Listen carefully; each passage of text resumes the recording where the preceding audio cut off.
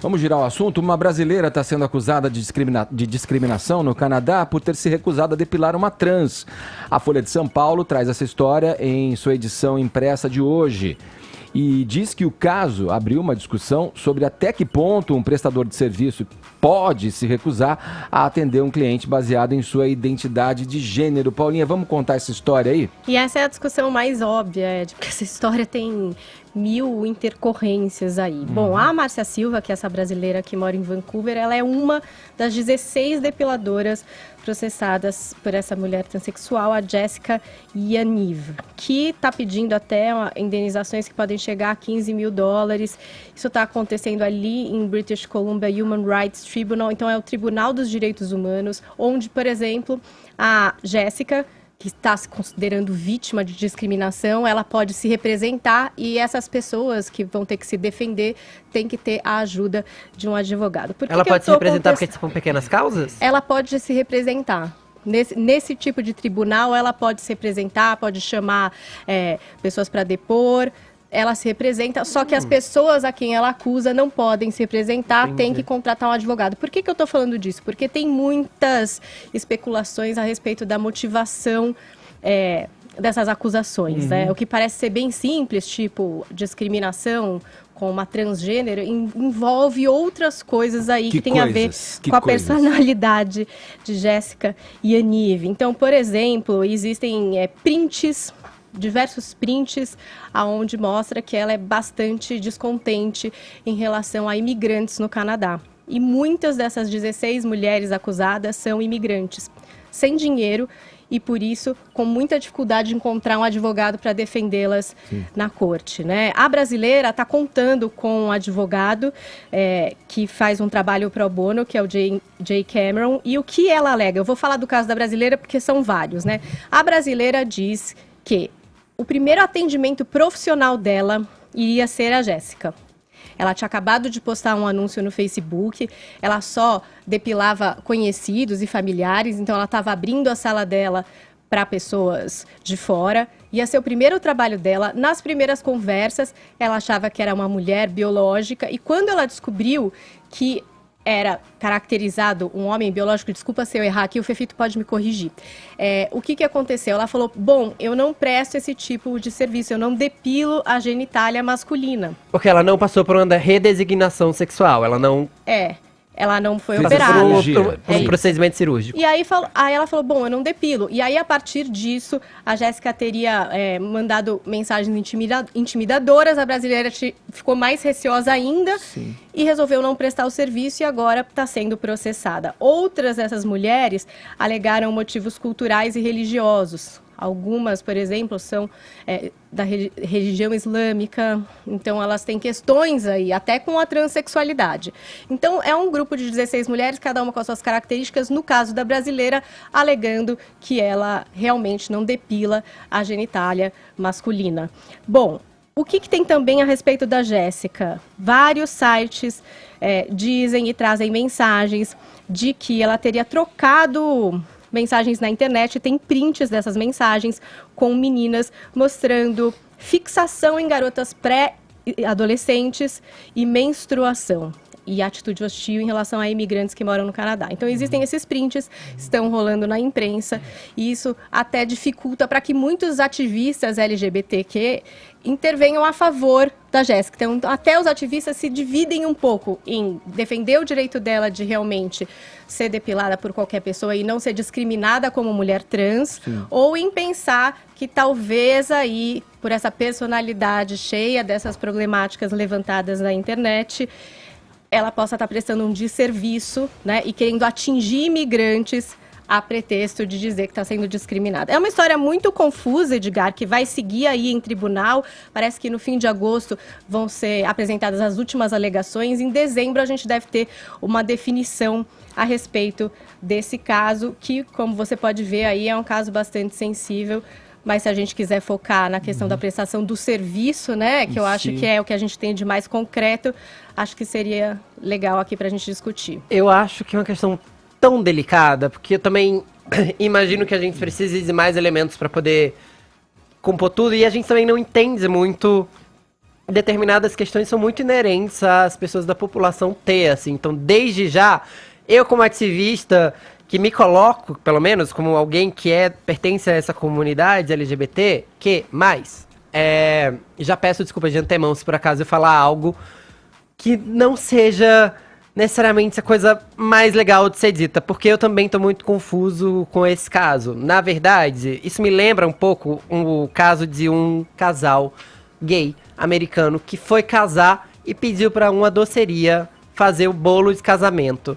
E a doceria se recusou a fazer um bolo de casamento para eles, não queria colocar 2 bonequinhos homens em cima do bolo. Isso virou um escândalo nos Estados Unidos, virou alvo de discussão, foi parar em séries de TV, como Will and Grace. Houve boicote a isso e a sociedade, de certa maneira, se regulou. No caso dessa pessoa trans, especificamente, eu não lembro o nome dela agora, porque tô de fato aqui matutando sobre essa questão. Jessica Yaniv. No caso da Jessica, então, tem uma questão que é técnica, a princípio. Eu não acho que nem toda depiladora talvez esteja pronta para prestar esse serviço, uma vez que nem toda depiladora de intimidade depila órgãos não redesignados nesse caso, quer dizer, nesse caso não depila pênis ou testículos e etc. Então nem toda depiladora está preparada até como equipamento para isso, tem essa questão. A outra questão também que me vem à cabeça a gente não pode parar de pensar do ponto de vista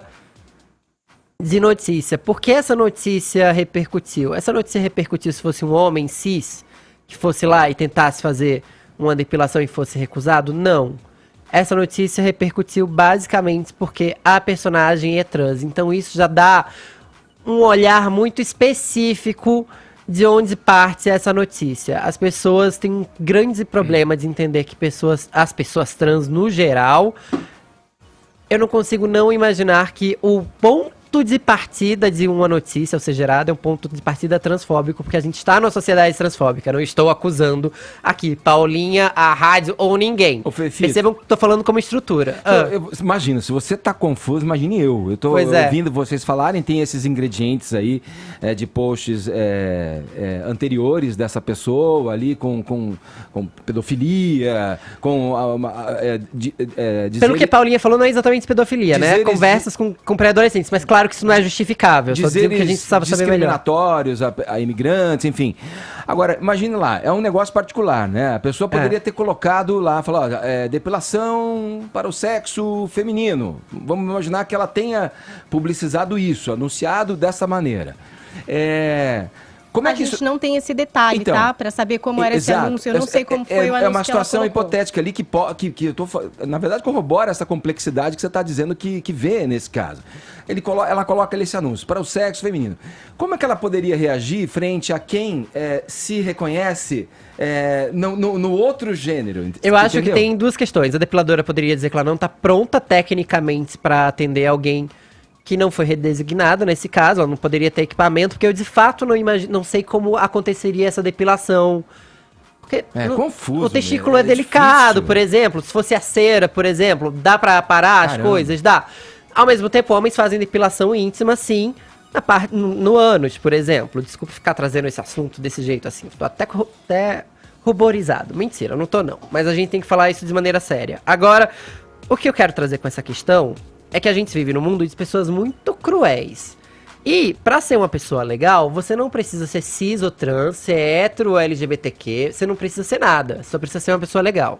Então a gente não pode partir do princípio de que todo LGBT é legal, e de que todo homem cis é legal, de que toda mulher cis é legal. As pessoas têm falhas de caráter em todos os ambientes. Isso não significa que a Jéssica, ao acusar essa depiladora, seja necessariamente uma má pessoa, mas ela pode ser sim uma má pessoa que vive inclusive de processar outras pessoas, uma vez que ela é alguém que já torce o nariz para imigrantes no mundo em que as fronteiras estão cada vez mais reforçadas e nubladas ao mesmo tempo, que as pessoas estão cada vez mais em trânsito. Eu sinto muito pela Jéssica ser tão reacionária nesse sentido, mas também sinto muito pelo que ela tem que experimentar, pela recusa constante que ela tem que experimentar e pela rejeição constante pela qual ela tem que passar. Também lamento muito por essa brasileira estar sofrendo um escrutínio em seu começo de carreira, porque o despreparo da sociedade para lidar com pessoas trans, ele é geral. Também não acho que ajuda muito publicizar esse tipo de caso a partir do passado da Jéssica, uma vez que a gente está falando do ponto de vista de serviço. Sabe por quê? Porque isso evolui para uma questão que, para mim, já está mais que superada, que é o uso de banheiro por pessoas trans, porque ainda tem pessoas incautas, desinformadas, leigas, para dizer o mínimo, que acha que o fato de uma mulher trans redesignada ou não cirurgicamente pode resultar em um assédio, o que não é verdade, não é mesmo? Afinal de contas, homens gays usam o mesmo banheiros que homens heterossexuais e não são assediados e nem saem na porrada, e também usam o mesmo banheiro que crianças, e desculpa, a pedofilia acontece dentro da família, muitas vezes por parentes ditos heterossexuais. Então, nesse caso, antes que essa questão evolua para isso, é importante trazer esse pensamento. É isso que eu tenho para falar sobre o assunto. Bom,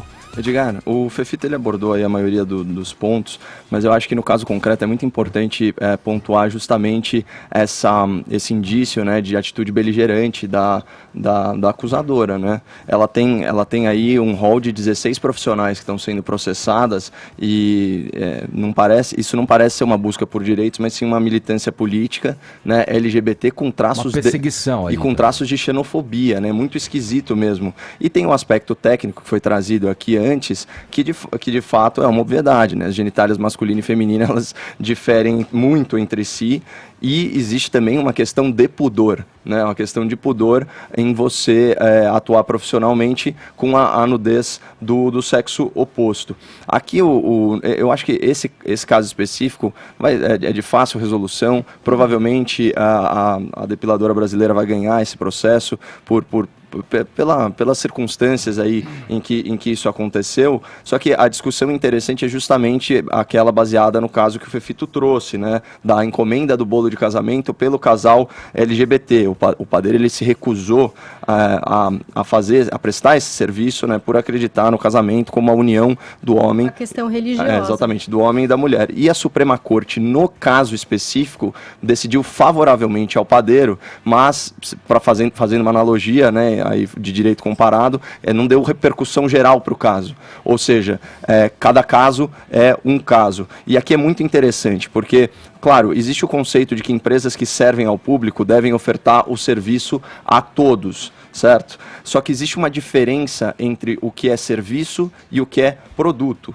né? O serviço é como se fosse o produto do trabalho, né? Ele não é exatamente um produto de prateleira, ele não é um produto... É fungível, na verdade, substituível. Por exemplo, só aquele padeiro pode fazer aquele bolo. Ele tem que emprestar o engenho dele, o talento dele para isso.